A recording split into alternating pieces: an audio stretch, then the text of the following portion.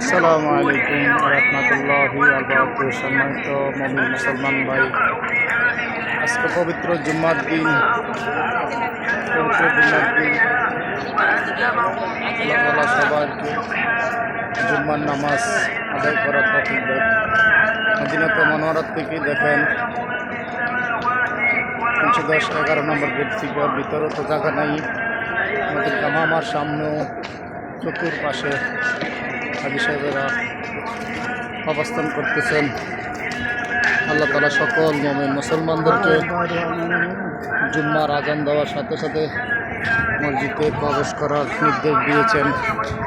আল্লাহ তাআলা আমাদেরকে সকলকে জুম্মা মুবারকের ফজিলত করার তৌফিক দান করেন। আমি কিছু বার্তা দিতে যাচ্ছি। আল্লাহ তাআলা বলছেন, এই মুমিন মুসলমান, অকুমুস সালাত অকুমুস যাকাত, তোমরা নামাজ পড়ো, যাকাত দাও। দুনিয়ার সম্পন্ন আল্লাহ তাআলা যা আদেশ করেছেন তা আপনারা পালন করার সত্য এবং হক মানুষের হক যেন না হয়, আল্লাহ তাআলা বিধান মেনে যেন চলতে পারেন, সেই তৌফিক আল্লাহ তাআলা আমাদের সকল মুমিন মুসলমানদেরকে ফজিলত দেন। আল্লাহ তাআলা এখানে হাজারো হাজারো লাখো লাখো হাজিরা নবীর বাইরে বাউন্ডারির বাইরে অবস্থান করতেছেন। হলো মসজিদ আলী রাদিয়াল্লাহু তাআলা, এই ছোট হলো মসজিদ আবু বকর সিদ্দিক হলো মসজিদ জামামা।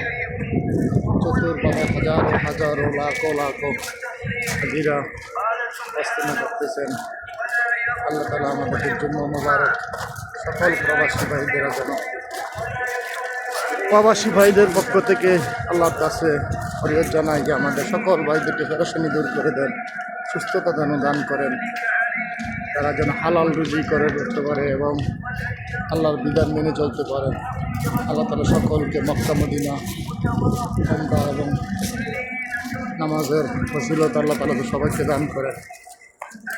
আল্লাহ তাআলা এসব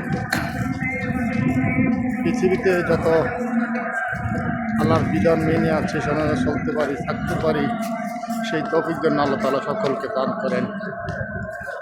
আর সবাই 5 ওয়াক্ত নামাজ পড়বেন, আল্লাহ রাসূলের বিধান মেনে চলবেন, আল্লাহর বিধান মেনে চলবেন, মা বোনদেরকে পর্দা রাখবেন, সুদ ঘুষ থেকে বেঁচে থাকবেন।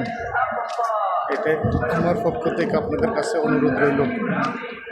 আল্লাহ তাআলা সকল মুমিন মুসলমান ভাইদেরকে আল্লাহর বিধান মেনে চলার তৌফিক দেন। আসসালামু আলাইকুম ওয়া রাহমাতুল্লাহ। মদিনাতুল মুনাওয়ারা থেকে।